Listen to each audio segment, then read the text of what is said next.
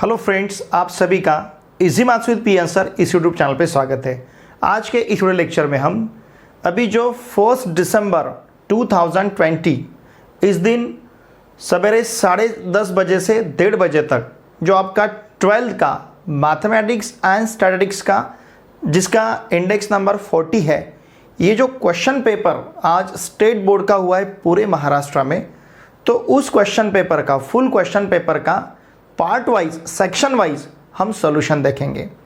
देखिए स्टूडेंट्स, हमें पता है कि ये जो क्वेश्चन पेपर है, ये क्वेश्चन पेपर 80 मार्क्स का रहेगा और 3 आवर्स इसको टाइम रहेगा। ठीक है, तो देखिए स्टूडेंट्स, इसको आपको 3 आवर्स में सॉल्व करना है, लेकिन सॉल्व करते समय कुछ बातें भी आपको ध्यान में लेनी है। स्टेप वाइज आपको मार्क्स रहेंगे। हमारा मैथ्स का जो क्वेश्चन पेपर है, इसका मार्किंग स्कीम जो रहेगा, यहाँ पे हाफ मार्क नहीं है, ये बात आपको नोटिस करनी पड़ेगी। फिजिक्स, केमिस्ट्री, बायोलॉजी, इन सभी फंडामेंटल साइंस सब्जेक्ट में हाफ मार्किंग स्कीम रहती है, लेकिन हमारे मैथमेटिक्स में हाफ मार्क नहीं है। मतलब अगर क्वेश्चन 3 मार्क्स का रहेगा तो आपको या तो 0 मार्क मिल सकता है, या फिर 1, या फिर 2, या फिर 3। यहाँ पे इंटीजर में मार्क्स आपको मिलेंगे, फ्रैक्शन में मार्क्स नहीं रहेंगे। अदर सब्जेक्ट में जैसे फिजिक्स, केमिस्ट्री, बायोलॉजी में अगर 3 मार्क्स का क्वेश्चन है तो गलत हुआ तो 0 मिल सकते हैं, या फिर हाफ, फिर 1, 1.5, 2, 2.5, 3, इस प्रकार से मार्क्स आपको वहाँ पे मिल सकते हैं। लेकिन हमारे मैथमेटिक्स में आउट ऑफ 3 मार्क्स का अगर क्वेश्चन है तो सॉल्व किए बाद आपको या तो 0 मिलेगा, या फिर 1, या फिर 2, या फिर 3। फ्रैक्शन में मार्क्स नहीं है, ये बात आपको नोटिस करनी है। इस बात के ऊपर आपको ध्यान देना है। क्यों? क्योंकि अगर हमारा एक आधा स्टेप भी गलत होता है तो वो हमारा 1 मार्क लेके जाएगा। तो मार्किंग स्कीम भी बहुत इंपॉर्टेंट है। सिर्फ क्वेश्चन पेपर सॉल्व करना, आंसर लिखना इतना इंपॉर्टेंट नहीं है। साथ में हमें दिमाग में ये बातें रखनी पड़ेगी कि पर्टिकुलर इस क्वेश्चन के कौन से स्टेप को मार्क्स अलॉट किए गए हैं। तो वो भी मैं आपको क्वेश्चन पेपर में बहुत अच्छी तरह से, क्वेश्चन पेपर के इस सॉल्यूशन में आज के वीडियो लेक्चर में बहुत अच्छी तरह से बताऊंगा। आज के इस वीडियो लेक्चर में सिर्फ हम सेक्शन ए और सेक्शन ए सिर्फ इतना ही कंप्लीट करेंगे। सेक्शन ए में 2 क्वेश्चंस रहेंगे। क्वेश्चन नंबर 1, जहां पे आपको 8 ऑब्जेक्टिव दिए रहेंगे और हर एक ऑब्जेक्टिव को, हर एक क्वेश्चन को, सभी के सभी जो 8 सब क्वेश्चंस है, ये सभी मल्टीपल चॉइस क्वेश्चंस रहेंगे। और सिर्फ आपको क्या करना है, क्वेश्चन का नंबर लिखना है, जो आपको ऑप्शन चूज करना है वो ऑप्शन लिखना है, और ऑप्शन के आगे जो आंसर दिया है उस आंसर को लिखना है। ठीक है, तो आपको वहां पे एक्सप्लेनेशन देने की जरूरत नहीं है। सेक्शन ए में क्वेश्चन नंबर 1 जो है ये 16 मार्क्स के लिए रहेगा, और क्वेश्चन नंबर 2 4 मार्क्स के लिए। 16 + 4 20, मतलब हमारा सेक्शन ए जो है ये 20 मार्क्स का रहेगा।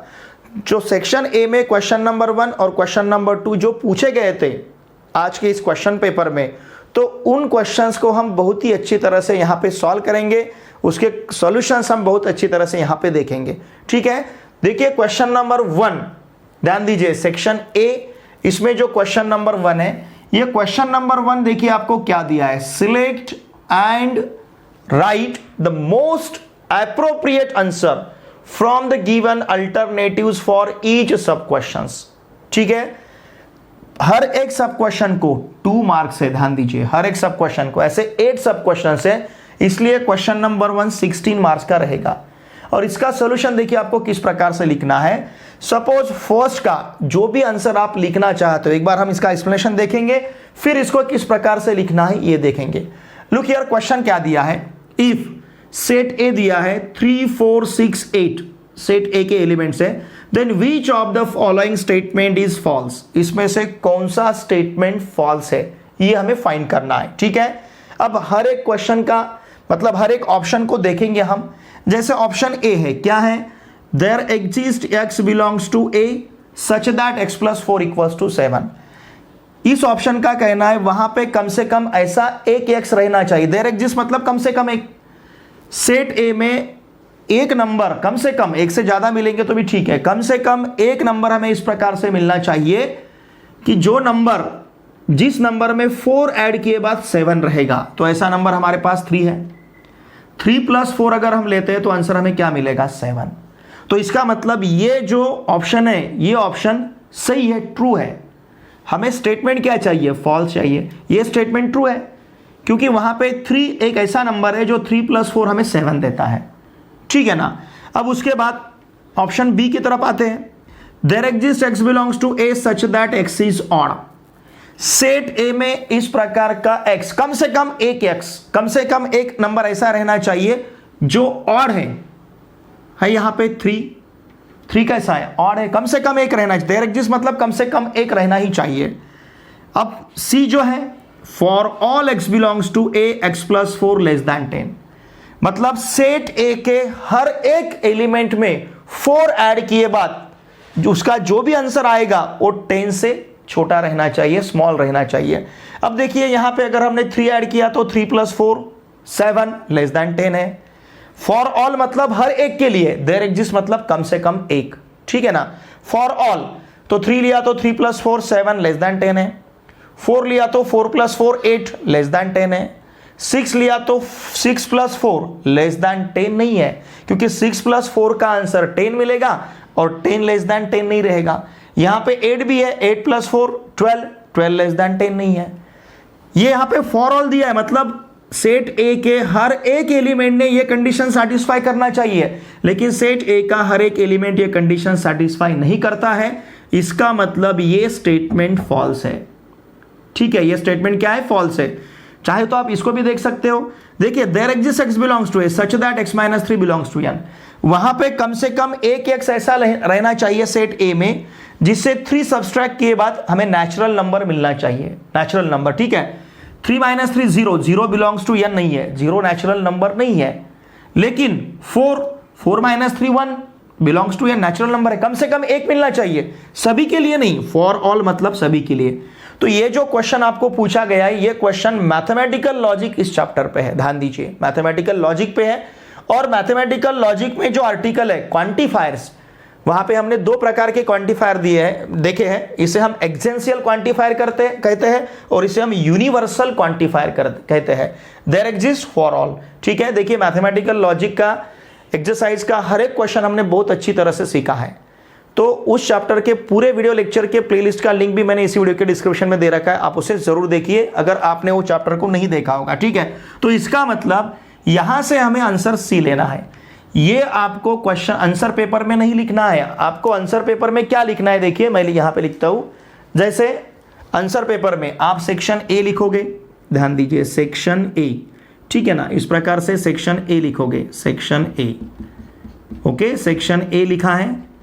फिर इसके बाद क्वेश्चन नंबर 1, ये क्वेश्चन नंबर 1 आपको नहीं लिखना है, सिर्फ क्वेश्चन नंबर देना है, ठीक है। फिर ये फर्स्ट, अब इस फर्स्ट में हमें कौन सा ऑप्शन चूज करना है, सी, तो यहां पे सी लिखना है, ठीक है। देखिए select and right the most appropriate answer, हमें स्टेटमेंट क्वेश्चन रीराइट नहीं करना है, सिर्फ ऑप्शन लिखना है, ठीक है, सी। और सी के बाद में आपको लिखना है for all x belongs to a x + 4 < 10। हमें क्या क्वेश्चन पूछा गया था, then which of the following statement is false, तो इसमें से कौन सा स्टेटमेंट फॉल्स रहेगा, ये for all x belongs to a x + 4 < 10, ठीक है। तो इसको ही आपको लिखना है, इस प्रकार से इसे लिखना है, ध्यान दीजिए, इससे ज्यादा कुछ आपको लिखना नहीं है। ये जिस प्रकार से आपको दिया है उसी प्रकार से इसको यहां पे लिखना है, ठीक है। चलिए अब नेक्स्ट देखिए, आपको सी लिखना है और सी के आगे जो दिया है उसे लिखना है, ठीक है ना। क्वेश्चन है in triangle ABC if a = 13 b = 14 c = 15 then the value of sine of a/2। यहां पे हमें साइन ऑफ a/2 का वैल्यू पूछा गया है, ठीक है। देखिए स्टूडेंट्स, वैसे तो ये जो क्वेश्चन है ये क्वेश्चन है ट्रिग्नोमेट्रिक फंक्शन इस चैप्टर से, मतलब चैप्टर नंबर 3 जो है हमारा मैथमेटिक्स पार्ट 1 का। तो मैथमेटिक्स पार्ट 1 के टेक्स्ट बुक में पेज नंबर 85 पे ये सॉल्व्ड एग्जाम्पल है, ठीक है ना। तो ये हाफ एंगल फॉर्मूला है, ये आता है एप्लीकेशन ऑफ साइन रूल में। इस साल एप्लीकेशन ऑफ साइन रूल जो है ये लेकिन हमारे सिलेबस से डिलीट हुआ है, application of sine rule, cosine rule, projection rule, ठीक है। लेकिन देखिए अब इसे हम किस प्रकार से सॉल्व करेंगे। साइन ऑफ a/2 का हमारे पास फॉर्मूला है, if you remember sine of a/2 = S minus B into S minus C upon B C. ठीक है ना। What is S here? S is the semi perimeter. S यहाँ पे सेमी पेरीमीटर है, तो यस इक्वल्स टू क्या रहेगा? Yes equals to A plus B plus C upon 2। Okay, A का वैल्यू 13 है, बी का वैल्यू 14 है, सी का वैल्यू 15 है, and this whole term divided by 2। ठीक है, 13 देखिए 15 प्लस 15 रहता तो 30 मिल जाते हमें, लेकिन ये 14 प्लस 15 है तो 29। 29 प्लस 3 ये 32 होगा, 32 प्लस 10 ये हो जाएगा 42। 42 अपॉन 2 इक्वल्स टू 21। इसका मतलब यस का वैल्यू सेमी पेरीमीटर हमारे पास 21 है। Now sine of A by 2 equals to under root, देखिए 21 माइनस 14 रहेगा, 21 minus 14 upon 21 minus 15 and this whole term divided by B C 14 into 15 equals to under root 7 into 6 upon 14 into 15। Now this is equals to under root. ध्यान दीजिए 7 1 जा 7, 7 2 जा 14, 3 2 जा 6, 3 5 जा 15। Okay, और ये 2 इस 2 के साथ कैंसल, मतलब यहाँ मिलेगा under root of 1/5। Under root of 1/5 मतलब ऑप्शन ए। ठीक है ना। तो देखिए इसका आंसर हमें किस प्रकार से लिखना है। आंसर पेपर में आप इसका आंसर किस प्रकार से लिखोगे, हमें क्या करना है, सिंपली ध्यान दीजिए हमें क्या करना है, सेकंड लिखना है इस प्रकार से, फिर यहाँ पे ऑप्शन ए लिखना है और ऑप्शन ए के सामने जो आंसर दिया है उसे लिखना है। ठीक है, 2 मार्क्स के लिए क्वेश्चन है, बहुत ही ईजी है। ये जो क्वेश्चन पेपर फॉर्मेट है, इसी प्रकार का क्वेश्चन आपको इस साल के एग्जामिनेशन में रहेगा, जो अप्रैल 2021 में रहेगा। वैसे तो ये 2020 का क्वेश्चन पेपर है, जो अभी का इम्प्रूवमेंट क्वेश्चन है, इम्प्रूवमेंट क्वेश्चन एग्जामिनेशन जो है, तो इम्प्रूवमेंट क्वेश्चन पेपर मैंने आपके सामने रखा है।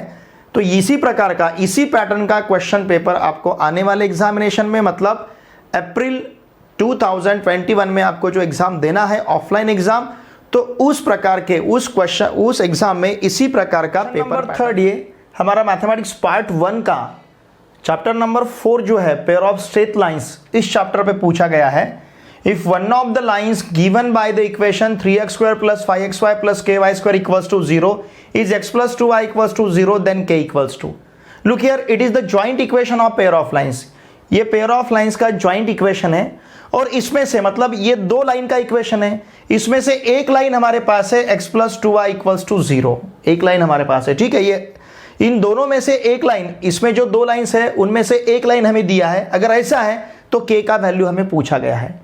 लुक हियर, इसे हम 2 प्रकार से सॉल्व कर सकते हैं। एक, क्योंकि अब यहां पे हमें क्या करना है, सिर्फ ऑप्शन ही ढूंढना है, तो हम 2 प्रकार से सॉल्व कर सकते हैं। एक टाइप देखिए, हम इसका ऑक्सिलरी इक्वेशन ले सकते हैं, bm² + 2hm + a equals to 0। ठीक है ना। उस ऑक्सिलरी इक्वेशन में इस लाइन से स्लोप कंसीडर करके वहां पे सब्स्टिट्यूट कर सकते हैं और k का वैल्यू फाइंड कर सकते हैं। एक प्रकार ये रहेगा। और दूसरा टाइप देखिए, इस लाइन पे जो पॉइंट प्रेजेंट रहेगा, मतलब इस लाइन के इक्वेशन को जो पॉइंट सेटिस्फाई करेगा, वही पॉइंट ने इस इक्वेशन को भी सेटिस्फाई करना चाहिए। बिकॉज ये जो ज्वाइंट इक्वेशन है, ये 2 लाइन का है, ये 2 लाइन का है, इसमें से एक लाइन तो हमारे पास है, दोनों लाइन का ज्वाइंट इक्वेशन ये है। तो इस लाइन पे जो पॉइंट प्रेजेंट है, वही पॉइंट इस लाइन पे प्रेजेंट रहना चाहिए, इस इक्वेशन पे प्रेजेंट रहना चाहिए। मतलब इस इक्वेशन को जो पॉइंट सेटिस्फाई करता है, उसी पॉइंट ने इस इक्वेशन को भी सेटिस्फाई करना ही चाहिए। अगर देखिए ट्रायल एंड एरर मेथड हम देखते हैं, x + 2y equals to 0, तो आपको समझ में आएगा कि यहाँ पे -2, चाहे कौन सा भी पॉइंट आप ले सकते हो। मैं -2, पॉइंट लेता हूँ। x का वैल्यू अगर हमने यहाँ पे -2 रखा और y का वैल्यू 1 रखा, देखिए x का वैल्यू -2, y का वैल्यू 1, तो ये रहेगा -2 + 2 equals to 0। इसका मतलब -2, 1 ये पॉइंट इस इक्वेशन को सेटिस्फाई करता है। इसका मतलब ये पॉइंट इस इक्वेशन पे प्रेजेंट है। अगर ये पॉइंट इस इक्वेशन पे प्रेजेंट है, तो ये पॉइंट इस इक्वेशन पे भी प्रेजेंट रहना चाहिए। इसका मतलब ये पॉइंट ने इस इक्वेशन को सेटिस्फाई करना चाहिए। तो उस इक्वेशन में हम x का वैल्यू -2 रख सकते हैं ओके, x का वैल्यू -2, ठीक है ना, और यहाँ पे y का वैल्यू 1 रखना है हमें, इक्वल्स टू, ठीक है, इक्वल्स टू 0 रहना ही चाहिए, बिकॉज ये पॉइंट उस जॉइंट इक्वेशन पे प्रेजेंट है, इसका मतलब पॉइंट ने जॉइंट इक्वेशन सेटिस्फाई करना ही चाहिए। तो हमने x का वैल्यू -2 सब्स्टिट्यूट किया और y का वैल्यू 1 रखा है। -2 का स्क्वायर 4, 4 × 3 = 12, 5 × -2 × 1 ये -10, k × 1 square, 1 square is 1, k × 1 is k equals to 0। इसका मतलब 2 + k = 0 and therefore k = -2, k = -2, तो इसका आंसर है ऑप्शन बी, ठीक है। तो ये आपको किस प्रकार से लिखना है, सिर्फ थर्ड लिखना है, ओके। कंटिन्यूएशन में हमने फर्स्ट लिखा, सेकंड लिखा, अब थर्ड लिखना है। थर्ड के बाद ऑप्शन बी लिखना है यहाँ पे, और ऑप्शन बी में हम आंसर दिया है -2, उसे लिखना है, ठीक है। सिर्फ इतना ही आपको आंसर पेपर में लिखना है, इससे ज़्यादा नहीं। ये आपको रफ पेज पे करके देखना है, एक्सप्लेनेशन यहाँ पे नहीं देना है, इसे में सिर्फ हमें क्या करने हैं, ऑप्शन ढूंढने हैं और ये यहाँ पे लिखने हैं, ठीक है। क्वेश्चन देखिए, select and right the most appropriate. Question 4 chapter number 5 vectors पे, मैथमेटिक्स पार्ट 1 का, ठीक है। देखिए यहाँ पे क्या दिया है, if the vectors 3i cap -5j cap + k cap and 9i cap -15j cap + pk cap are collinear then the value of p is. हमें p का वैल्यू पूछा गया है, ठीक है। बहुत ही सिंपल है, अगर दो वेक्टर्स कोलिनियर है तो करस्पॉन्डिंग कोएफिशिएंट का रेशो सेम आना चाहिए। मतलब 3/9 का आंसर, 3/9 का आंसर -5 / -15 का आंसर, और k का कोएफिशिएंट कितना है 1, यहाँ पे k का कोएफिशिएंट कितना है p, इन तीनों का आंसर सेम आना चाहिए। 3/9 का आंसर हमें 1/3 मिलता है, यहाँ इसका भी आंसर 1/3 मिलेगा, तो इसका भी आंसर सेम आना चाहिए, मतलब 1/3। समझ रहे हैं ना आप, 3/9 का आंसर 1/3 मिलता है, -5 / -15 का आंसर 1/3, तो 1/p का आंसर भी 1/3, इन तीनों का आंसर सेम मिलना चाहिए। तो 1/p का आंसर भी 1/3 मिलना चाहिए। इसका मतलब अगर हम रेसिप्रोकल लेते हैं दोनों साइड का, या फिर 3 को इधर ट्रांसफर करेंगे, p को इधर ट्रांसफर करेंगे, तो 3 = p, मतलब p = हमारे पास 3 रहेगा, p = 3, तो ये ऑप्शन सी है, ठीक है। तो किस प्रकार से लिखना है हमें, देखिए सब क्वेश्चन 4th, इसमें c और इसका आंसर लिखना है हमें 3, ठीक है। बस इतना ही इसका सॉल्यूशन। क्वेश्चन नंबर 1 में पहले 4 सब क्वेश्चंस मैथमेटिक्स पार्ट 1 पे पूछे गए थे। इसमें पहला क्वेश्चन हमारा मैथमेटिकल लॉजिक पे था, दूसरा question chapter number 3 trigonometric function पे था, तीसरा question chapter number 4 pair of straight lines पे था, और चौथा क्वेश्चन चैप्टर नंबर 5 वेक्टर्स पे था, ठीक है।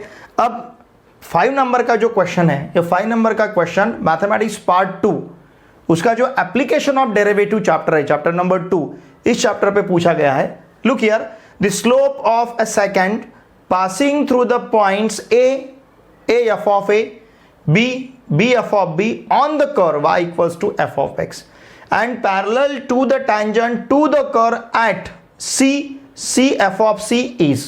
look here, इस कर्व को, ये जो कर्व है, सपोज इस प्रकार का कर्व रहेगा, इस कर्व का जो भी है, ये जो कर्व का इक्वेशन ये है y = f of x, इस कर्व को टैंजेंट दिया है, और कौन से पॉइंट पे टैंजेंट है, point c f of c, इस पॉइंट पे टैंजेंट है, ठीक है ना।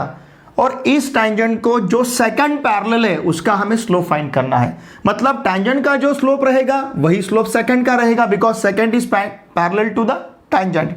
अब इस टैंजेंट का स्लोप हम किस प्रकार से ले सकते हैं, कैलकुलस मेथड यूज करना है। देखिए y = f of x, ये जो हमें कर्व दिया है, इस y = f of x का अगर हम डेरिवेटिव लेते हैं, डिफरेंशिएट करते हैं विथ रिस्पेक्ट टू x, ध्यान दीजिए, तो ये डेरिवेटिव मिलेगा हमें dy/dx, dy/dx = f' of x, okay. तो ये dy/dx इस पॉइंट ऑफ कांटेक्ट पे हमें फाइंड करना है। मतलब dy/dx डेरिवेटिव में हमें पॉइंट ऑफ कांटेक्ट सब्स्टिट्यूट करना है।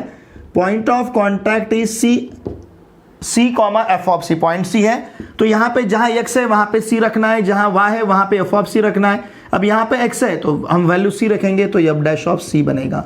Now it is the slope of tangent, ये स्लोप ऑफ टैंजेंट, ये टैंजेंट का स्लोप है।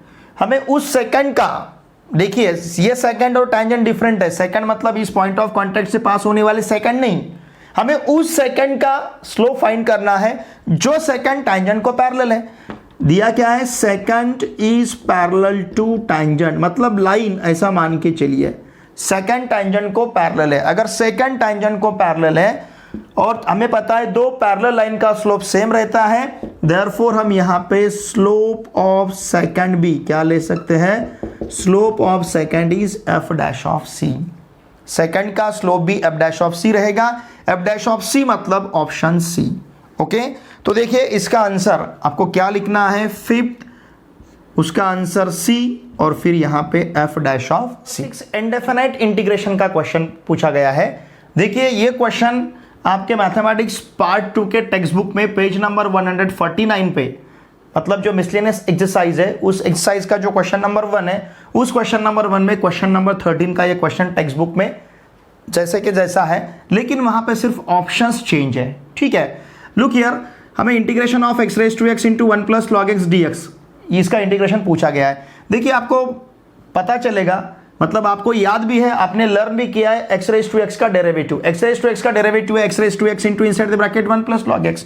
तो इसे सॉल्व करते समय सपोज हमें इसे सॉल्व करना है, i equals to integration of x raise to x log 1 plus log x 1 plus log x dx।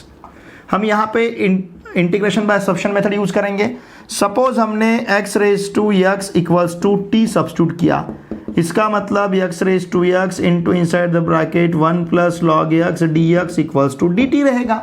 क्यों? क्योंकि x रेज टू x का डेरिवेटिव क्या है, x raise to x into inside the bracket 1 plus log x। Okay, तो x raise to x 1 plus log x का value हमें dt मिला है। तो ये देखिए ये प्रॉब्लम किस प्रकार से दिखेगा, अब हमें x raise to x into inside the bracket 1 plus log x dx, ये सिंपली dt बनेगा। Integration of 1 with respect to t is t plus c, and what is t, x raise to x, मतलब integration of x raise to x inside the bracket 1 plus log x dx, इसका answer मिलेगा x raise to x plus c, और x raise to x plus c option C है। ठीक है, तो इसका answer हमें किस प्रकार से लिखना है, ध्यान दीजिए क्या करना है, हमें सिर्फ सब क्वेश्चन 6th, ओके, यहाँ पे ऑप्शन सी ये करेक्ट ऑप्शन है, x raise to x plus C, ये करेक्ट मेथड है answer. Question 7th definite integration पे है, integration from 2 to 7 under root x upon under root x plus under root 9 minus x dx। Okay, ये depend upon property है। देखिए हमारे पास property है integration from a to b f of x dx equals to integration from a to b f of a plus b minus x dx। ठीक है, ये property यहाँ पे यूज करनी है। अगर ये प्रॉपर्टी हमने यहाँ पे यूज की, सपोज ये प्रॉब्लम हमने इस प्रकार से लिखा, integration from 2 to 7 under root x upon under root x plus under root 9 minus x dx। ठीक है, अब चेंजिंग, अगर ये प्रॉपर्टी यहाँ पे यूज करते हैं तो x को हमें चेंज करना है 7 प्लस 2 या फिर 2 प्लस 7 माइनस x, मतलब 9 माइनस x। ठीक है ना, a plus b minus x। यहाँ पे इस प्रॉपर्टी में क्या किया गया है, अब लोअर लिमिट प्लस अपर limit minus x, lower limit plus upper limit 9 minus x, इस प्रकार से हमें x को चेंज करना है।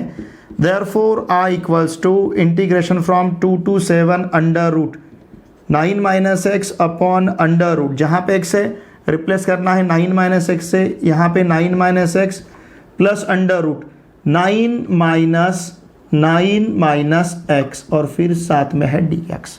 ठीक है, now therefore i equals to integration from 2 to 7 under root 9 minus x upon under root, यहाँ पे 9 माइनस x, और देखिए माइनस से अगर मल्टीप्लाई करते हैं तो ये 9 कैंसिल होगा, माइनस माइनस प्लस x मिलेगा प्लस x dx। ठीक है, इसे सपोज अगर हमने फर्स्ट कहा, इसे अगर हमने सेकंड कहा, और दोनों का अगर हमने सम लिया, फर्स्ट प्लस सेकंड, दोनों का सम लेना है, मतलब i प्लस i, दोनों के लेफ्ट हैंड साइड का सम 2i। ओके, देखिए यहाँ पे यहाँ का डिनोमिनेटर यहाँ का डिनोमिनेटर और यहाँ का डिनोमिनेटर सेम है। ठीक है, इसका मतलब हम न्यूमरेटर का सम ले सकते हैं, मतलब इंटीग्रेशन फ्रॉम 2 to 7 यहाँ के और यहाँ के न्यूमरेटर का सम क्या मिलेगा, under root x plus under root 9 minus x upon, अब यहाँ का डिनोमिनेटर यहाँ का डिनोमिनेटर सेम है, तो ये रहेगा under root 9 minus x plus under root x dx, ये टर्म इस टर्म के साथ कैंसिल होगा। Therefore 2i equals to integration from 2 to 7 1 dx, और 1 का integration with respect to x रहेगा। Therefore 2i equals to x from 2 to 7। Okay, and therefore therefore 2i equals to upper limit minus lower limit 7 minus 2 is 5, ठीक है, and therefore i equals to 5/2। इसका answer रहेगा 5/2। देखिए हमारे पास answer B है, ठीक है। तो इसका आंसर लिखने का करेक्ट मेथड क्या है, किस प्रकार से लिखना है, हमें 7th लिखना है, 7th में ऑप्शन बी, और फिर इसका आंसर लिखना है 5/2। क्वेश्चन 8 डिफरेंशियल इक्वेशन इस चैप्टर पे पूछा गया है। देखिए the order and degree of the differential equation d2x/dt² plus dx/dt bracket square plus 7 equals to 0 are respectively. देखिए यहां पे गौर कीजिए, पहले ऑर्डर और फिर बाद में डिग्री पूछा गया है। इसका मतलब पहले हमें ऑर्डर लेना है और फिर बाद में डिग्री, मतलब ऑप्शन भी ढूंढते समय हमें ऐसा ऑप्शन ढूंढना है कि जिसमें पहले ऑर्डर रहेगा फिर बाद में डिग्री रहेगा, ठीक है। ऑर्डर इसका मतलब हम उसको कितने बार डिफरेंशिएट करते हैं, और जितने बार डिफरेंशिएट करते हैं उसको हम ऑर्डर कहेंगे, और हाईएस्ट ऑर्डर डेरिवेटिव टर्म जो रहेगा उसका पावर उसे हम डिग्री कहेंगे। मतलब जब भी हमें ऑर्डर और डिग्री फाइंड करना है तो हमें हाईएस्ट ऑर्डर डेरिवेटिव टर्म देखना है डिफरेंशियल इक्वेशन में। इस डिफरेंशियल इक्वेशन में डिफरेंशियल टर्म्स दो है, d2x/dt² dx/dt ब्रैकेट स्क्वायर। लेकिन देखिए हाईएस्ट ऑर्डर डेरिवेटिव टर्म है d2x/dt²। कितने बार डिफरेंशिएट किया है, 2 बार डिफरेंशिएट किया है। इसका मतलब इसका जो ऑर्डर है 2 रहेगा। ये हाईएस्ट ऑर्डर डेरिवेटिव टर्म है, हाईएस्ट ऑर्डर डेरिवेटिव टर्म का ही हमें ऑर्डर और डिग्री देखना है। उसका जो पावर रहेगा उसे डिग्री कहेंगे, और जितने बार डिफरेंशिएट किया गया उसे हम ऑर्डर कहेंगे। तो देखिए यहाँ पे ऑर्डर जो है इसका ऑर्डर 2 है, क्योंकि 2 बार डिफरेंशिएट किया गया है। और d2y/dx² का हमें इंडेक्स नहीं दिख रहा है। देखिए ध्यान दीजिए, इसका इंडेक्स नहीं दिख रहा है, मतलब इसका इंडेक्स का पावर कितना है, 1 है। तो इस डिफरेंशियल, इस हाईएस्ट ऑर्डर डेरिवेटिव टर्म का ऑर्डर 2 है, और इसका डिग्री मतलब पावर 1 है, तो डिग्री इसका 1 है। ऑर्डर 2 और डिग्री 1, ऑर्डर 2 और डिग्री 1, 1,2 नहीं लेना है ऑप्शन, क्योंकि पहले ऑर्डर बाद में डिग्री पूछा गया है। तो ऑर्डर 2 है और डिग्री 1 है, तो ऑप्शन हमें यही लेना है। कौन सा? देखिए इसका आंसर हम किस प्रकार से लिखेंगे, देखिए 8, फिर ऑप्शन ए, और फिर रहेगा 2,1। इस प्रकार से 8 सब क्वेश्चंस इस क्वेश्चन नंबर 1 में आपको पूछे जाते हैं। देखिए क्वेश्चन नंबर 1 में जो 8 सब क्वेश्चंस है, इसमें पहला सब क्वेश्चन हमें मैथमेटिकल लॉजिक पे पूछा गया था, दूसरा सब क्वेश्चन ट्रिग्नोमेट्रिक फंक्शन पे, तीसरा सब question pair of straight lines पे, और चौथा सब क्वेश्चन वेक्टर्स पे। तो पार्ट 1 से इन 4 चैप्टर पे हमें सब क्वेश्चंस पूछे गए थे। फिर 5 नंबर का क्वेश्चन रहा था एप्लीकेशन ऑफ डेरिवेटिव पे, 6 नंबर का क्वेश्चन रहा था इनडेफिनाइट इंटीग्रेशन पे, 7 नंबर का क्वेश्चन रहा था डेफिनाइट इंटीग्रेशन पे, और फिर यहाँ पे 8 नंबर का क्वेश्चन पूछा गया है डिफरेंशियल इक्वेशन पे। तो देखिए पार्ट 1 से 4 क्वेश्चंस और पार्ट 2 से 4 क्वेश्चंस, ऐसे 8 क्वेश्चंस आपको रहेंगे, और हर एक क्वेश्चन को 2 मार्क्स रहेगा, ठीक है। तो 16 मार्क्स का सेक्शन ए का क्वेश्चन नंबर 1 है। लिखना इस प्रकार से आंसर, आपको क्वेश्चन कहीं पे भी नहीं लिखना है, सिर्फ क्वेश्चन का नंबर देना है, ऑप्शन लिखना है, और जो ऑप्शन वहां पे है, ऑप्शन में जो आंसर है वो लिखना है। देखिए आपने सिर्फ ऑप्शन ए लिखा, आपको मार्क्स नहीं मिलेंगे, सिर्फ इसको लिखा, आपको मार्क्स नहीं मिलेंगे। आपको ऑप्शन भी लिखना है, और ऑप्शन में जो आंसर दिया है वो भी लिखना है। यहाँ पे ए और उसके साथ 2,1, सिर्फ आप ए लिखोगे, मार्क्स नहीं मिलेंगे आपको। देखिए ये राइटिंग मेथड है, ये राइटिंग करेक्ट मेथड है। आपको इसी प्रकार से क्वेश्चन का आंसर वहां पे लिखना है। क्या करना है आपको, देखिए सीधे सीधे हमें क्या करना है, फर्स्ट, फिर second, third, fourth, fifth, sixth, seventh और 8th, ठीक है ना। ये क्वेश्चन नंबर 1 है हमारा, सेक्शन ए क्वेश्चन नंबर 1। तो यहाँ पे देखिए फर्स्ट के सामने उसका ऑप्शन और आंसर, जैसे अब ये 8th है, 8 के सामने ऑप्शन ए और 2,1, ठीक है ना, ए और 2,1, ठीक है। अब इसी प्रकार से देखिए सब क्वेश्चन जो 7th हमें पूछा गया था, सब क्वेश्चन 7th में हमने आंसर 5/2 लिया था, ठीक है ना। तो 7th का आंसर जैसे बी 5/2 इस प्रकार से लिखना है, समझ रहे ना आप। वैसे उसी प्रकार से हमारा जो ऑप्शन सब क्वेश्चन फर्स्ट था, सब क्वेश्चन फर्स्ट का हमने आंसर सी चूज किया था, सी, और क्या था, for all x belongs to A such that x + 4 ≤ 10, ठीक है, समझ रहे ना आप। इसमें ऑप्शन ए था सेकंड में, और √1/5। तो इस प्रकार से आपको आंसर लिखना है। क्वेश्चन नंबर 1, इसके ऊपर सेक्शन ए, क्योंकि सेक्शन ए है ये, इसके ऊपर सेक्शन ए आएगा, क्वेश्चन नंबर 1। और देखिए हर एक क्वेश्चन जनरली आपको क्या कर रहे हैं, सेक्शन ए है तो सेक्शन ए क्वेश्चन नंबर 1 आपका कंप्लीट हुआ है तो नेक्स्ट पेज पे क्वेश्चन नंबर 2 लिखिए, या फिर क्वेश्चन नंबर 1 के बाद आपने क्वेश्चन नंबर 2 लिखा तो भी चलेगा। लेकिन सेक्शन ए जहां पे हमारा कंप्लीट हुआ तो सेक्शन बी हमें सेपरेट पेज पे स्टार्ट करना है, ठीक है ना।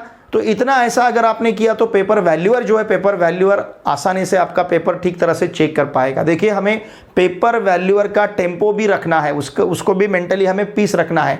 इसके लिए हमें क्या करना है, इसके लिए हमें सीक्वेंस से क्वेश्चन सॉल्व करने हैं। नहीं तो एक क्वेश्चन यहाँ पे सॉल्व, वैसे तो आपने कहीं पे भी क्वेश्चन सॉल्व किए तो भी वैल्यूअर को आपका आंसर पेपर चेक ही करना पड़ता है, उसको हर एक पेज पे देखना पड़ता है। इवन आप जो रफ वर्क करते हैं उसे भी चेक किया जाता है, जो आपने रफ वर्क किया है। हम लास्ट वाला पेज यूज करते हैं रफ वर्क के लिए। आपने जो जो बातें वहां पे लिखी है, आपने किसी पिक्चर का सॉन्ग भी अगर क्वेश्चन आंसर पेपर में लिख दिया तो उसको भी उसे रॉन्ग करना पड़ेगा और वहां पे 0 मार्क्स अलॉट करने पड़ेंगे। वैल्यूअर का काम है, आपने जितना भी लिखा, गलती से कभी अगर आप क्वेश्चन नंबर वहां पे लिखना भूल गए क्वेश्चन नंबर, तो वैल्यूअर को क्वेश्चन नंबर लिखना पड़ेगा। लेकिन ऐसी गलती हमें नहीं करनी है, क्वेश्चन नंबर लिखना हमें नहीं भूलना है, सेक्शन हमें सेपरेट पेज पे ही स्टार्ट करना है लिखने का, ठीक है। तो देखिए जो भी आप आंसर पेपर में लिखोगे हर एक बात आपकी वैल्यूएशन में आने वाली है। चाहे आपका रफ पेज हो, उसके ऊपर भी वैल्यूअर को क्रॉस करके वहां पे 0 लिखना पड़ेगा। जो भी आपने लिखा है, गलती से कभी आपने लिखा फिर उसको क्रॉस कर दिया, रॉन्ग कर दिया, उसको भी वैल्यूअर को चेक करना पड़ता है। ध्यान दीजिए, मैंने कम से कम 12 बार वैल्यूएशन का काम किया है अब तक, 12 टर्म्स मैंने वैल्यूएशन का काम किया है। अभी मैं मॉडरेटर हूं, ठीक है ना। तो देखिए मुझे बहुत ज़्यादा एक्सपीरियंस है पेपर वैल्यूएशन का। तो मैं आपको जो बातें हम इसके बाद आपका जब अप्रैल में एग्जामिनेशन रहेगा तो उससे पहले हम बहुत सारे ऐसे बोर्ड पेपर पैटर्न जो रहेंगे इस प्रकार के, जो अभी हम सॉल्व कर रहे हैं, इस प्रकार का जो पेपर रहेगा आपका डिलीटेड सिलेबस जो है उसे छोड़ के, डिलीटेड सिलेबस हमें नहीं लेना है, डिलीटेड सिलेबस छोड़ के मैं बहुत सारे आपके बोर्ड, स्टेट बोर्ड के क्वेश्चन पेपर का प्रैक्टिस लूंगा। लेकिन इसके लिए आपको मेरा जो टेलीग्राम ग्रुप है easy maths with PN sir class 12, इस ग्रुप को ज्वाइन करना पड़ेगा, क्योंकि ये सब बातें आपको वहां पे मिलेगी। ये क्वेश्चन पेपर भी मैंने टेलीग्राम ग्रुप पे वहां पे दे रखा है, इसे वहां पे पोस्ट किया है, आप वहां से इसे डाउनलोड कर सकते हो। और क्वेश्चन पेपर हमारे लिए बहुत इंपॉर्टेंट है, क्योंकि देखिए फ्रीक्वेंटली वही क्वेश्चन रिपीट होते हैं एग्जामिनेशन में, या फिर उस टाइप के रिपीट होते हैं। लेकिन यहाँ आज का जो क्वेश्चन पेपर हम देख रहे हैं, जो सॉल्व कर रहे हैं, आज जो क्वेश्चन पेपर स्टेट बोर्ड का हुआ है इंप्रूवमेंट एग्जामिनेशन के लिए, क्वेश्चन पेपर बहुत अच्छा है, बहुत डिफरेंट लग रहा है बाकी के क्वेश्चन पेपर से। इसका क्वेश्चन का जो फॉर्मेट है वो भी बहुत अच्छा है। मतलब जो बच्चा अच्छी पढ़ाई करेगा, जो स्टूडेंट अच्छी पढ़ाई करेगा, वही स्टूडेंट इस प्रकार के क्वेश्चन पेपर को अच्छी तरह से सॉल्व कर पाएगा। लेकिन देखिए स्टूडेंट्स, हमें सिर्फ पढ़ाई करना इतना नहीं चलेगा, हमें प्रैक्टिस भी बहुत इंपॉर्टेंट है, और practice with in time important है हमें, ठीक है ना। तो मैं जो भी क्वेश्चन पेपर आपको देते जाऊंगा वो क्वेश्चन पेपर आपको विद इन टाइम सॉल्व करने हैं।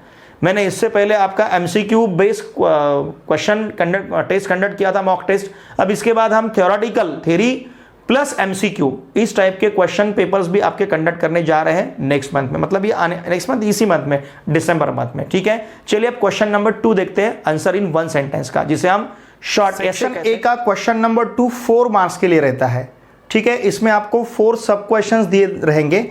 और देखिए ये 1 मार्क का अगर क्वेश्चन है, इसका मतलब इसका आंसर भी एक्सपेक्ट है 1 सेंटेंस में, लेकिन 1 सेंटेंस में तो आंसर हम यहाँ पे नहीं ला सकते। लेकिन आपका जो फाइनल आंसर रहेगा उसी के लिए सिर्फ आपको 1 मार्क अलॉट किया जाएगा, ठीक है। यहाँ का जो फर्स्ट सब क्वेश्चन है ये है, find the joint equation of lines passing through the origin and having slopes 1 and -1।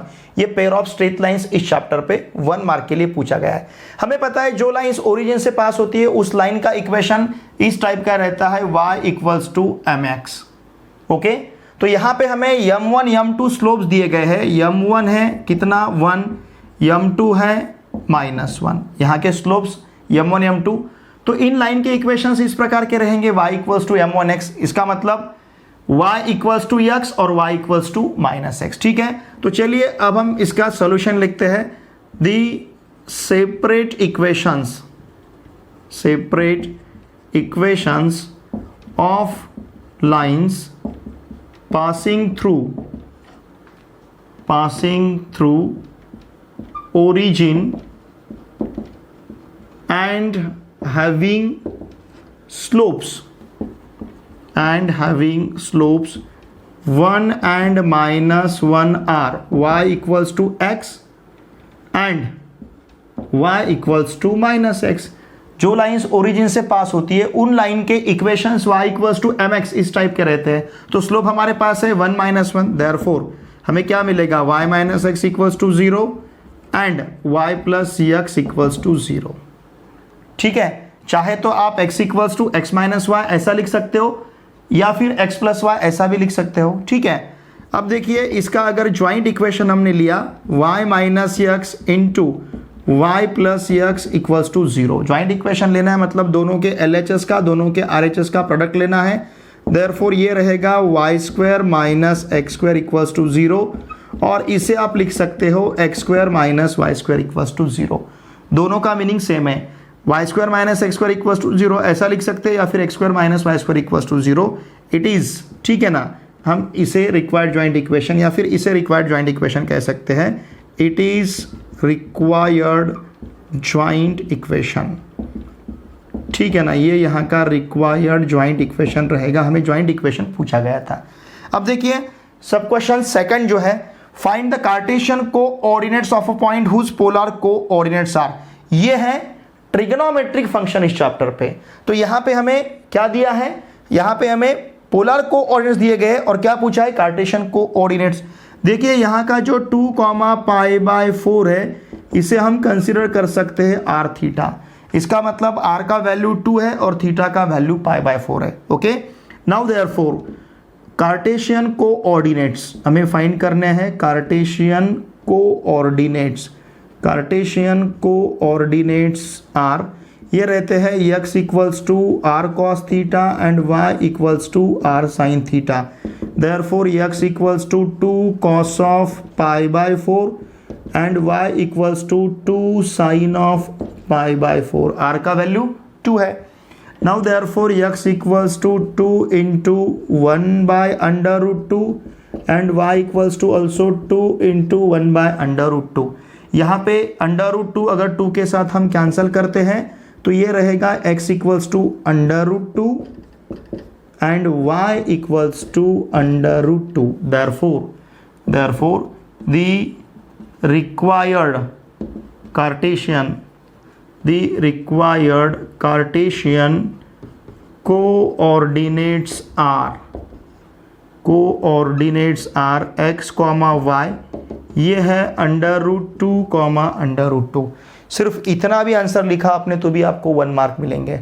यहाँ के रिक्वायर्ड कार्टेशियन कोऑर्डिनेट्स क्या रहेंगे, √2, √2। देखिए पोलर मतलब हमें r और थीटा का वैल्यू दिया गया था। कार्टेशियन कोऑर्डिनेट्स है x equals to r cos theta, y equals to r sin theta. अगर ये क्वेश्चन 2 मार्क्स को आता है तो यहाँ पे x और y के वैल्यूज को मार्क्स दिया जाएगा। जो हमने फॉर्मूला लिखा है x equals to r cos theta, y equals to r sin theta. हालांकि ये क्वेश्चन 1 मार्क के लिए पूछा गया है तो इसका मतलब इन सभी ये जो नैरेट हमने किया इसको मार्क्स नहीं रहेंगे, इस फाइनल आंसर को मार्क्स हैं। ठीक है, लेकिन आपने कैसा इसे फाइंड किया ये भी जरूरी है। जब ये आपका फुल मार्क्स का क्वेश्चन मतलब आप अबो 90% मार्क्स लेते हो, मतलब अबो 72 आप जाते हो।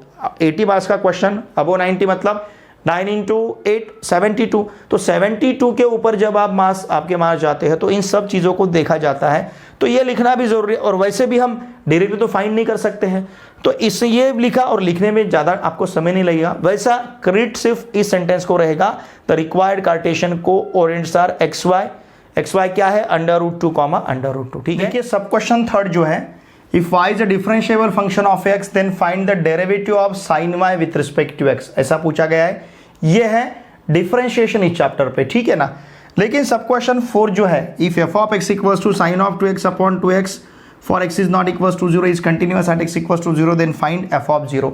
ये जो सब क्वेश्चन 4 जो है, देखिए ये सब क्वेश्चन 4 लेकिन हमें पूछा गया है कंटिन्यूटी चैप्टर पे जो पुराने सिलेबस में है। आपके इस सिलेबस में कंटिन्यूटी चैप्टर ड्रॉप किया गया है। ठीक है, क्योंकि आपका जो मैथमेटिक्स पार्ट सेकंड है ये स्टार्ट होता है डिफरेंशिएशन चैप्टर से। ये कंटिन्यूटी का प्रॉब्लम है, ये आपको करने की जरूरत नहीं है क्योंकि कंटिन्यूटी चैप्टर इस साल के लिए मतलब नए सिलेबस में कंटिन्यूटी चैप्टर ड्रॉप किया गया है। लेकिन एमएसटी सीईटी के लिए इसका प्रिपरेशन होना ज़रूरी है क्योंकि एमएसटी सीईटी में पेपर सेकंड जो भी रहेगा, पेपर सेकंड में डिफरेंशिएशन का जो पहला पार्ट है कंटिन्यूटी का, वो कंटिन्यूटी का पार्ट भी आपको एमएसटी सीईटी के लिए इंपॉर्टेंट है। ओके, देखिए ये बहुत सिंपल क्वेश्चन है। y is a differentiable function of x, then find the derivative of sin y with respect to x। sin y का derivative with respect to x find करना है, ठीक है ना। sin y का derivative with respect to x, इसका मतलब solution देखिए, हमें d by d x of sine y फाइंड करना है। ध्यान दीजिए, d by d x of sine Y, ठीक है। d by d x of sine y ये रहेगा d by d y of sine y into d y by d x. यहाँ पे एक्चुअली हमने यूज़ किया है चेन रूल। क्या यूज़ किया है? चेन रूल, ठीक है। Now therefore d by d x of sine y equals to d by d y of sine y is cos y and into ये रहेगा यहाँ पे dy बाई डी एक्स। देखिए यहाँ पे आप गलती कर सकते हो, साइन y का डेरिवेटिव हमें with respect to x find करना है, मतलब d by d x of sine y, और y is a differentiable function of x है, तो साइन y का डेरिवेटिव सिर्फ cos y नहीं रहेगा।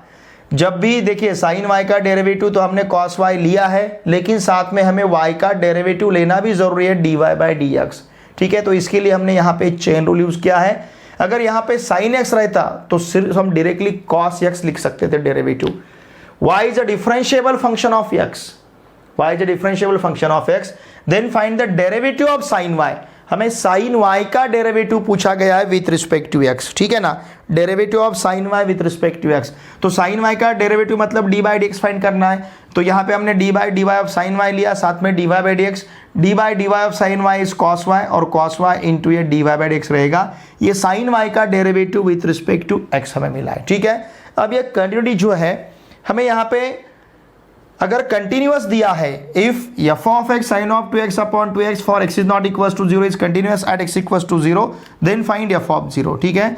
देखिए इसका सोल्यूशन भी बहुत इजी है, लेकिन ये आपको नहीं करना है सिंस, ध्यान दीजिए, since f of x is continuous, okay, at x equals to 0, therefore हम क्या कहेंगे, f of 0 equals to f of 0 equals to limit x tends to 0 f of x। by definition of continuity हम ये ले सकते हैं, therefore f of 0 equals to limit x tends to 0, what is f of x is sin of 2x upon 2x, ठीक है ना। sin of 2x upon 2x, angle fully repeated in the denominator, angle अगर fully repeated in denominator है तो इसका limit हम ले सकते हैं 1। और देखिए फॉर्मूला है हमारे पास, ये तो फॉर्मूला आपको पता है, आपने 11th में लिमिट चैप्टर में देखा है, limit theta tends to 0 sine theta upon theta equals to 1। तो अगर यहाँ का f of x continuous at x equals to 0 है तो f ऑफ 0 का आंसर हमें 1 मिलेगा। बहुत ही ईजी है, लिमिट x टेंस टू 0। देखिए ये फॉर्मूला जब हम यूज करते हैं तो एंगल फुल्ली रिपीटेड डिनोमिनेटर होना चाहिए, एंगल यहाँ का 2x है, 2x फुल्ली 2x यहाँ पे रिपीट हुआ है, तो sign of 2x upon 2x का आंसर यहाँ पे क्या रहेगा, limit with x tends to 0 में 1 रहेगा। तो देखिए स्टूडेंट्स, आज के इस पूरे लेक्चर में हमने सेक्शन ए में जो दो क्वेश्चन है, क्वेश्चन नंबर 1 और क्वेश्चन नंबर 2, सेक्शन ए में जो दो क्वेश्चन है, ध्यान दीजिए, ये दोनों में से क्वेश्चन नंबर 1 आपको 16 मार्क्स के लिए रहेगा। इसमें 8 सब क्वेश्चंस रहेंगे, पूरे 8 सब क्वेश्चंस मल्टीपल चॉइस क्वेश्चंस है। आपको उसके आंसर किस प्रकार से लिखने आंसर पेपर में, ये भी मैंने बताया, उसी प्रकार से आपको उसके आंसर लिखने। वहां पे एक्सप्लेनेशन की हमें जरूरत नहीं है। एक्सप्लेनेशन जो भी आंसर फाइंड करने के लिए आपको जो भी बातें लगती है, जो भी कैलकुलेशन आपको करना है, वो सब आपको रफ पेज पे करना है। और सेक्शन ए का क्वेश्चन नंबर 1 का आपको सिर्फ सब क्वेश्चन, उसका ऑप्शन और ऑप्शन में दिया हुआ आंसर लिखना है। इस फॉर्मेट में उसका सोल्यूशन हमें लिखना है, वहां पे हमें एक्सप्लेनेशन नहीं देना है। जो भी कैलकुलेशन जरूरी है सभी रफ पेज पे करना है आंसर पेपर के, ठीक है। एक्स्ट्रा कोई पेपर आपको यूज नहीं करना है, ठीक है। और 2 ही कलर के, मतलब आप ब्लू या ब्लैक पेन यूज कर सकते हो क्वेश्चन आंसर पेपर में, लेकिन अगर आपने ब्लैक पेन यूज किया तो कंटिन्यू आपको ब्लैक पेन ही यूज करना पड़ेगा। अगर आपने ब्लू पेन यूज किया तो आपको कंटिन्यू ब्लू पेन ही यूज करना पड़ेगा। गलती से कभी आप कलर चेंज करते हो तो वहाँ के जो वैल्यू रहे, सॉरी आपके क्लास पे जो सुपरवाइजर रहेंगे, जिसे हम इन्विजिलेटर कहते हैं, तो उनको आपको नोटिस करना पड़ेगा। लेकिन प्रयास कीजिए कि हमने जिस कलर का पेन पहले यूज करने को स्टार्ट किया था, लास्ट तक हम उसी कलर का पेन यूज करें। सिर्फ 2 ही कलर का पेन आप यूज कर सकते हो, 2 ही, मतलब इंक का कलर बोल रहा हूं मैं, ठीक है। ब्लू इंक वाला मतलब फाउंटेन पेन जो भी रहेगा, लेकिन उसमें जो लिखावट आएगी या तो ब्लू कलर में रहेगी या फिर वो ब्लैक कलर में रहेगी। ठीक है, तो आज के इस वीडियो लेक्चर में हमने 20 मार्क्स का क्वेश्चन पेपर सिर्फ यहाँ पे हमने कंप्लीट किया है। 20 मार्क्स मतलब क्वेश्चन नंबर 1 16 मार्क्स के लिए और क्वेश्चन नंबर 2 4 मार्क्स के लिए। क्वेश्चन नंबर 2 में आपको 4 सब क्वेश्चंस दिए जाएंगे और हर एक सब क्वेश्चन 1 मार्क के लिए रहेगा। ठीक है, रिमेनिंग पार्ट हम नेक्स्ट वीडियो लेक्चर में देखते हैं। देखिए स्टूडेंट्स, मेरी आप सभी से रिक्वेस्ट रहेगी, बहुत सारा प्रैक्टिस हम यहाँ पे इस प्लेटफॉर्म पे करेंगे, लेकिन इसके लिए आपका मेरे साथ जुड़े रहना बहुत ही नेसेसरी है। आपके जो भी फ्रेंड्स 12th स्टैंडर्ड में अभी पढ़ रहे हैं, महाराष्ट्र स्टेट बोर्ड में कहीं पे भी पढ़ते होंगे, उन सभी को मैथमेटिक्स के लिए प्लीज़ इस चैनल को सब्सक्राइब करने के लिए आवश्यक है। और ये जो क्वेश्चन पेपर का हमने सोल्यूशन लिया है, ये हर एक बच्चे तक पहुंचाना आपका काम है, आपकी ड्यूटी है। तो इस वीडियो को महाराष्ट्र के पूरे बच्चों के साथ शेयर कीजिए, जो भी बच्चे अब 2021 में एग्जामिनेशन देने वाले स्टेट बोर्ड का, क्योंकि उनके लिए बहुत इंपॉर्टेंट है। इसी प्रकार के बहुत सारे क्वेश्चन पेपर्स के हम सॉल्यूशन लेंगे, क्वेश्चन पेपर का प्रैक्टिस हम लेंगे, लेकिन इसके लिए आपको मेरे साथ जुड़े रहना है। मैं एमएसटी सीईटी का स्ट्रैटेजी बहुत जल्दी स्टार्ट करने वाला हूं। एमएसटी सीईटी का भी प्रिपरेशन हम डे बाय डे हर एक लेक्चर में करेंगे, उसके लिए एक मेरा स्पेशल शेड्यूल रहेगा। तो देखिए, लेकिन इन सभी के लिए आपको मुझे इंस्टाग्राम पे फॉलो करना है और मेरा जो टेलीग्राम ग्रुप है P answer class 12 easy maths with P answer class 12, इस टेलीग्राम ग्रुप को भी आपको ज्वाइन करना है और ज़्यादा से ज़्यादा बच्चों के साथ इस वीडियो को शेयर करना है। ठीक है, देखिए हम पूरा क्वेश्चन पेपर बहुत अच्छी तरह से सॉल्व करेंगे और हर एक स्टेप को आपको कितने मार्क्स रहेंगे ये भी मैं आपको डिटेल बताऊंगा। देखिए, सिर्फ क्वेश्चन पेपर सॉल्व करना ये इंपॉर्टेंट नहीं है, स्टेप वाइज क्वेश्चन पेपर, हमारा क्वेश्चन पेपर का सोल्यूशन स्टेप वाइज, हमारे क्वेश्चन का आंसर स्टेप वाइज रहना चाहिए। किस स्टेप को कौन सा कितने मार्क्स रहेंगे। 3 मार्क्स का अगर क्वेश्चन है तो 111 जो उसके मार्क्स है वो कौन से स्टेप्स को दिए जाएंगे, इसके ऊपर भी फोकस रहना हमारा बहुत ज़रूरी है। देखिए, मैं खुद मॉडरेटर हूँ, इसलिए मुझे पता है, क्योंकि बहुत सारे वैल्यूअर मेरे अंडर काम करते हैं, तो मुझे पता है वैल्यूएशन किस प्रकार से करना चाहिए। मैं वैल्यूअर को भी इस प्रकार से गाइड करता हूँ, उनको भी मार्गदर्शन करता हूँ। तो देखिए, मेरा जो एक्सपीरियंस है, एक्सपीरियंस निश्चित रूप से आपके काम में आएगा, लेकिन इसके लिए आपको मेरे साथ जुड़े रहना बहुत जरूरी है। ठीक है, चलिए अब हम मिलते हैं नेक्स्ट वीडियो लेक्चर में। Thanks for watching my video.